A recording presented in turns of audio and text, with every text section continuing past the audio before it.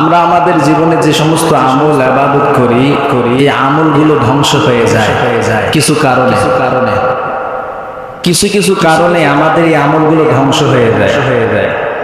আল্লাহ পাক রব্বুল আলামিন সূরা মুহাম্মাদের 33 নম্বর আয়াতে বলেন ইয়া আইয়ুহাল্লাযীনা আমানু আতিউল্লাহ ওয়া আতিউর রাসূল, হে ঈমানদারগণ তোমরা আল্লাহর আনুগত্য করো এবং রাসূলের আনুগত্য করো।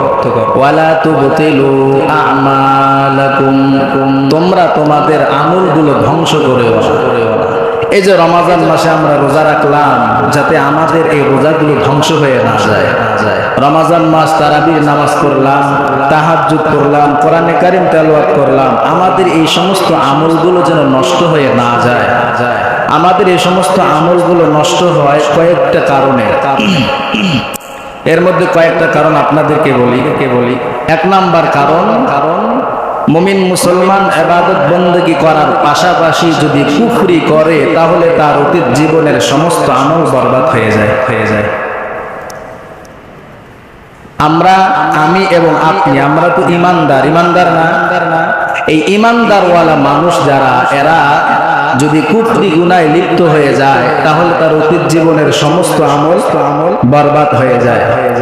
আল্লাহ পাক রব্বুল আলামিন সূরা মায়েদা 5 নম্বর আয়াত, এই আয়াতে আল্লাহ বলেন ঈমানের সাথে যারা কুফরি গুনাহ করবে, তাদের অতীত জীবনের সমস্ত আমল আল্লাহ বরবাদ করে দিবেন। আল্লাহ তাআলা বলেন ওয়া মান ইয়াকফুর বিল ঈমানি ফাকাদ হাবিতা আমালুহু ওয়া হুয়া ফিল আখিরাতি মিনাল খাসিরিন। আল্লাহ বলেন ওয়া মান ইয়াকফুর বিল ঈমান, যারা ঈমানের সাথে কুফরি গুনাহে লিপ্ত হবে, কুফরি গুনাহ করবে, ফাকাদ হাবিতা আমালুহু, আল্লাহ বলেন তার অতীত জীবনের সমস্ত আমল আল্লাহ ধ্বংস করে দিবেন। নাউযুবিল্লাহ। তাহলে ঈমানের সাথে যারা কুফরি করবে, তাদের অতীত জীবনের সমস্ত গুনাহ, সমস্ত আমল ধ্বংস করে দিবেন কে? আল্লাহ। ওয়া হুয়া ফিল আখিরাতি মিনাল খাসিরিন, এবং এরা আখিরাতের ময়দানে ক্ষতিগ্রস্তদের অন্তর্ভুক্ত হয়ে যাবে, মানে জাহান্নামী হবে। নাউযুবিল্লাহ। তাহলে এত কষ্ট করে আমল করার পর যদি আমাদের আমলগুলো ধ্বংস হয়ে যায়, এটা তো কষ্টের বিষয়, ঠিক না? তাহলে আমাদের যে আমল যে সমস্ত কারণে ধ্বংস হয়, এর মধ্যে এক নাম্বার কারণ হলো কুফরি করা। কুফুর এই শব্দের শাব্দিক অর্থ অনেকগুলো, প্রায় 13টা। এর মধ্যে এক নাম্বার অর্থ হলো কুফরির শাব্দিক অর্থ হলো অস্বীকার করা। পরিভাষায় কুফরের পারিভাষিক অর্থ হলো যারা আল্লাহকে, আল্লাহর অস্তিত্বকে অস্বীকার করে, যারা আল্লাহকে অস্বীকার করে, যারা আল্লাহ তাআলার অস্তিত্বকে অস্বীকার করে, এমনকি যারা শরীয়তের গুরুত্বপূর্ণ যে সমস্ত বিষয়াবলী আছে, এই গুরুত্বপূর্ণ বিষয়াবলীকে যারা অস্বীকার করবে, তারা কুফরি করবে। যারা আল্লাহকে অস্বীকার করে তারা কুফরি করে, যারা আল্লাহর অস্তিত্বকে অস্বীকার করে তারা কুফরি করে, যারা ইসলামের গুরুত্বপূর্ণ বিষয়াবলীকে অস্বীকার করে তারা কুফরি করে। নামাজ 5 ওয়াক্ত কেউ যদি বলে না নামাজ নাই, তাহলে সে কুফরি করলো। কেউ যদি বলে রোজা নাই, যাকাত নাই, হজ নাই, এগুলো একটা ফালতু বিষয়, সে কুফরি করলো, ঈমান হারা হয়ে যাবে।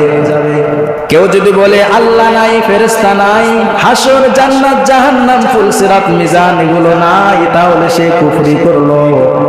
এই কুফরি গুনাহ করার কারণে অতীত জীবনে যত আমল করেছে, সমস্ত আমল আমার আল্লাহ ধ্বংস করে দেন। নাউযুবিল্লাহ। তাহলে আমাদের আমল যেন ধ্বংস না হয়, এজন্য কুফরি গুনাহ করা যাবে না।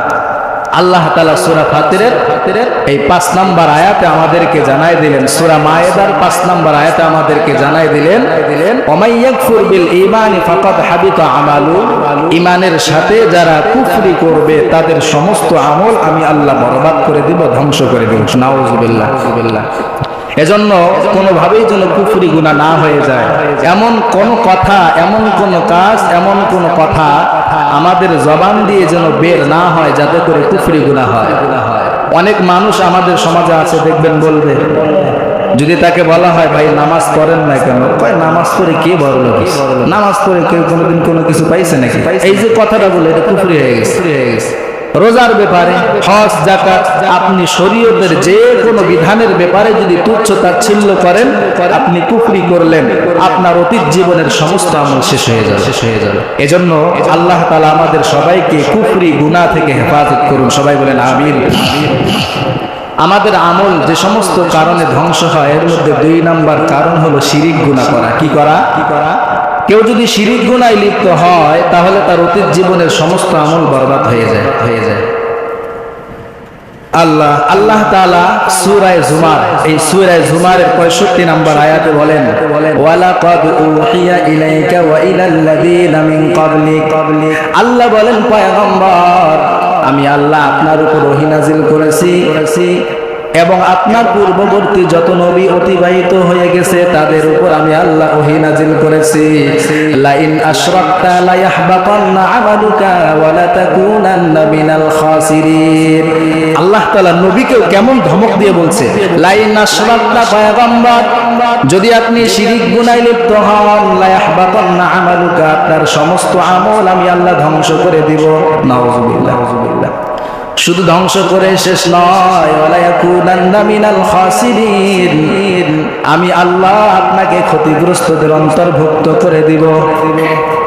এজন্য যারা শিরিক গুনাহে লিপ্ত হবে, শিরিক গুনাহ করার কারণে তার অতীত জীবনের সমস্ত আমল আল্লাহ বরবাদ করে দিবেন।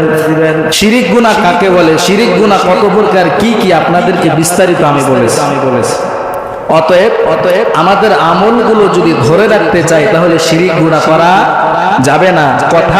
কথার মাধ্যমেও শিরিক গুনাহ করা যাবে না, কাজের মাধ্যমেও শিরিক গুনাহ করা যাবে না।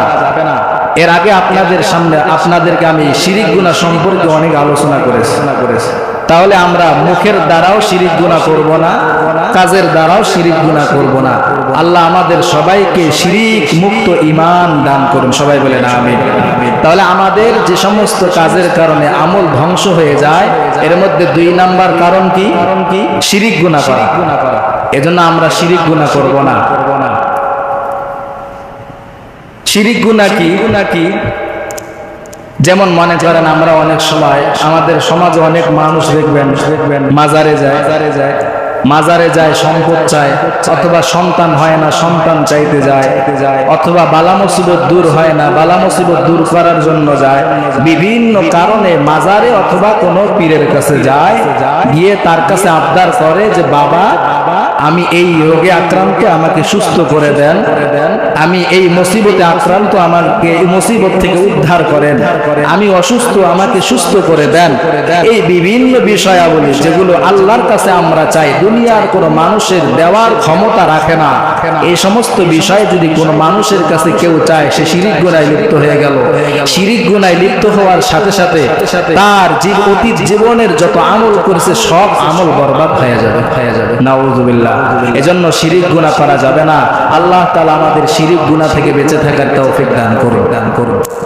যে সমস্ত কাজের কারণে আমাদের আমলগুলো ধ্বংস হয়ে যায়, এর মধ্যে 3 নাম্বার কারণ হলো এমন কাজ না করা যে কাজ আল্লাহ অসন্তুষ্ট হয়।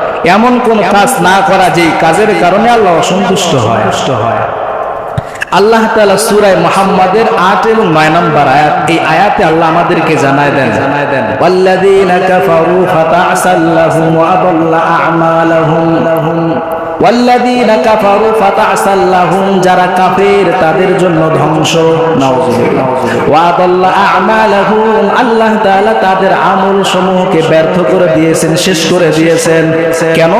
আল্লাহ বলেন, যালিকা বিআন্নাহুম কারিহু মা আনজালাল্লাহ, এই কারণে আল্লাহ তাদের আমল ব্যর্থ করে দিয়েছেন, ধ্বংস করে দিয়েছেন। কারণ যালিকা বিআন্নাহুম কারিহু মা আনজালাল্লাহ, আল্লাহ তাআলা যা কিছু নাজিল করেছেন, এই নাজিলকৃত বিধানকে তারা অপছন্দ করে।